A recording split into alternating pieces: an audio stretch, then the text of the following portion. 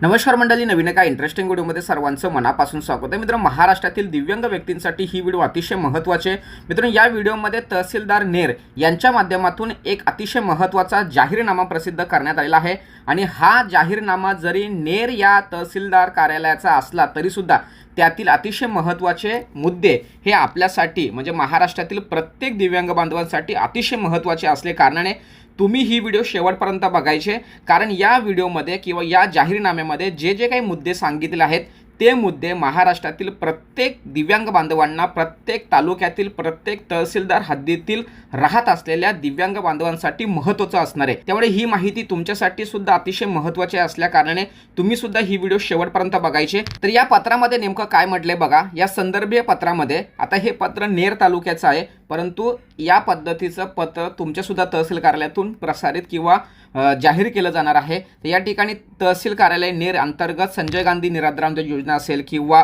या ठिकाणी श्रावणबाल योजने लाभार्थी असतील किंवा वृद्धपकाल योजने लाभार्थी असतील किंवा विधवा निवृत्त वेतन योजनेचे लाभार्थी असतील किंवा दिव्यांग व्यक्ती असतील, या पाचही योजनेतील सर्व दिव्यांग व्यक्तींना सूचित करण्यात येते की या ठिकाणी बघा, शासनाकडून राबवण्यात येणाऱ्या दिव्यांगांसाठी विविध योजना इत्यादीसाठी UDID कार्ड हे दिव्यांग प्रमाणपत्र अनिवार्य करण्यात आलेलं आहे.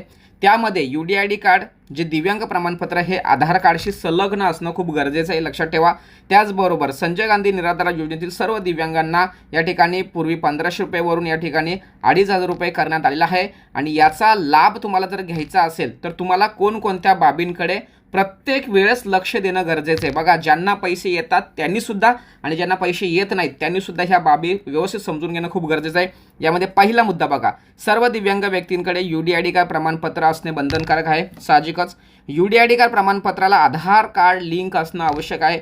ज्या लाभार्थ्यांचे आधार कार्ड लिंक नसेल त्यांनी 20/1/2025 कधी 20/1/2025 पर्यंत UDID कार्ड प्रमाणपत्राचे KYC करून आधार क्रमांक लिंक करणे गरजेचं आहे. तर हे लिंक करण्याचं काम ऑनलाईन सुद्धा करता येतं किंवा तुमच्या तहसील कार्यालयामध्ये जाऊन सुद्धा तुम्हाला लिंक करता येणार आहे. त्याचबरोबर का, ज्या दिव्यांगांना 2500 रुपयाची फक्त 1500 रुपये भेटत आहेत त्यांनी दिनांक 20/1/2025 पूर्वी तहसील कार्यालयामध्ये येऊन भेटावे, लक्षात ठेवा.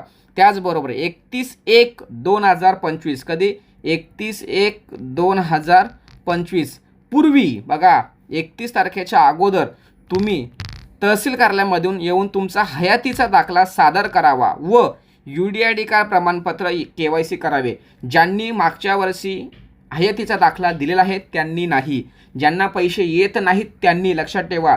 ज्यांना 1500 रुपये येतात, 2500 रुपये येणं आवश्यक आहे किंवा 2500 रुपयाच्या ऐवजी त्यांना आत्ता परत 1500 रुपये आले त्यांनी पण हयातीचा दाखला, UDID कार्ड, आधार कार्ड तुमच्या तहसील कार्यालयामध्ये जमा करायचे आहे. त्याची KYC तुम्ही करून घ्यायची आहे. त्याचबरोबर बघा, पाचवा मुद्दा बघा, ज्या दिव्यांग लाभार्थ्यांचे तहसील कार्यालयात हयातीचे प्रमाणपत्र प्राप्त होणार नाही व UDID कार्ड दिव्यांग प्रमाणपत्राची KYC होणार नाही, त्याची पुढील महिन्याचे अनुदान वाटपास अडचणी निर्माण झाल्यास लाभार्थी स्वतः त्याला जबाबदार असणार. आणि या ठिकाणी तहसीलदार नेर यांचं बघा या ठिकाणी अतिशय महत्त्वाचं पत्र आहे. 14/1/2026 हे पत्र या ठिकाणी आहे. तर या पत्रानुसार तुम्हाला मी सर्वांना व्यवस्थित समजावून सांगतोय की ज्या लोकांना 1500 रुपयेच येतात त्यांना 2500 रुपये येणं आवश्यक आहे, त्यांनी ह्या सगळ्या गोष्टी करून घ्यायच्या आहेत. ज्यांना 1ही रुपये येत नाहीत त्यांनी ह्या गोष्टी करायच्या आहेत. ज्यांना नियमित स्वरूपामध्ये व्यवस्थित 2500 रुपये येतात त्यांनी काहीही काळजी करायचं नाही.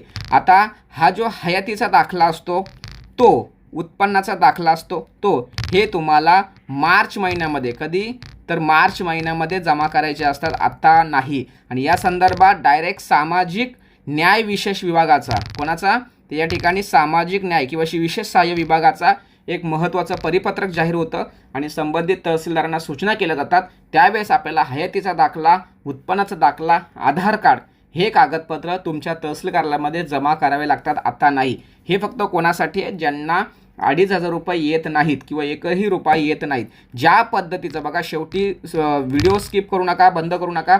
ज्या पद्धतीने तहसीलदार नेर यांच्या सूचना आल्यात त्याच पद्धतीने इतर तालुक्यांच्या तहसीलदारांच्या सूचना येतील किंवा जरी आल्या नाही तरी या 5 मुद्द्यांचा विचार करून तुम्ही तुमचे कागदपत्र संबंधित तहसील कार्यालयामध्ये घेऊन जा आणि तुमचे जे 1500 रुपये जी आत्ता 2500 रुपये चालू झालेले आहेत ते तुमच्या खात्यामध्ये वर्ग किंवा ट्रान्सफर करून घेण्यासाठी किंवा ते अनुदान मिळण्यासाठी तुम्ही प्रयत्न केले पाहिजे. तहसील कार्यालयामध्ये गेले पाहिजे, तरच तुमची जे येणारा जो हप्ता आहे हा हप्ता येईल, अन्यथा हप्ता येणार नाही. अशा पद्धतीने मित्रांनो एक महत्त्वाची सूचना होती, महत्त्वाची माहिती होती. कदाचित ही माहिती त्या तालुक्यातील पुरती असेल, परंतु ती माहिती, ते मुद्दे हे महाराष्ट्रातील प्रत्येक तालुक्यातील प्रत्येक लाभार्थ्यासाठी महत्त्वपूर्ण असल्याने मी ही व्हिडिओ बनवत आहे. कोणीही याचा वेगळा विचार करू नका, सर हे तहसीलदार नेरचं आहे, आम्हाला काय सांगता. तर तुमच्यासाठी सुद्धा हे पॉईंट अतिशय महत्त्वाचे आहेत. आणि ज्या लोकांना नियमित स्वरूपामध्ये पैसे येतात तर त्यांनी कागदपत्र कधी जमा करायची या संदर्भात सुद्धा मी तुम्हाला महत्त्वाची सूचना दिलेली आहे. 31 मार्च या संदर्भात मी एक व्यवस्थित व्हिडिओ बनवेल, काळजी करू नका. सध्या अजिबात टेन्शन काही घेऊ नका, लक्षात ठेवा. कारण इथे उत्पन्नाचा दाखल्याचा महत्त्वाचा प्रॉब्लेम येतोय. कारण 31 मार्चला या ठिकाणी उत्पन्नाचा जे काही प्रमाणपत्र आहे संपतं. मग तुम्हाला कोणतं दिलं पाहिजे, 1 एप्रिलचं दिलं पाहिजे का जुनं दिलं पाहिजे, या संदर्भात सुद्धा सूचना सामाजिक न्याय विशेष विभागाच्या माध्यमातून येतात. जी माहिती येईल, सरकार जे काही ठरवेल ते तुमच्यासमोर ठेवलं जाणार. अशा पद्धतीने महत्त्वाची माहिती सर्वांनी शेअर करा. भेटूया पुढील व्हिडिओसह. तोपर्यंत धन्यवाद. जय हिंद, जय महाराष्ट्र.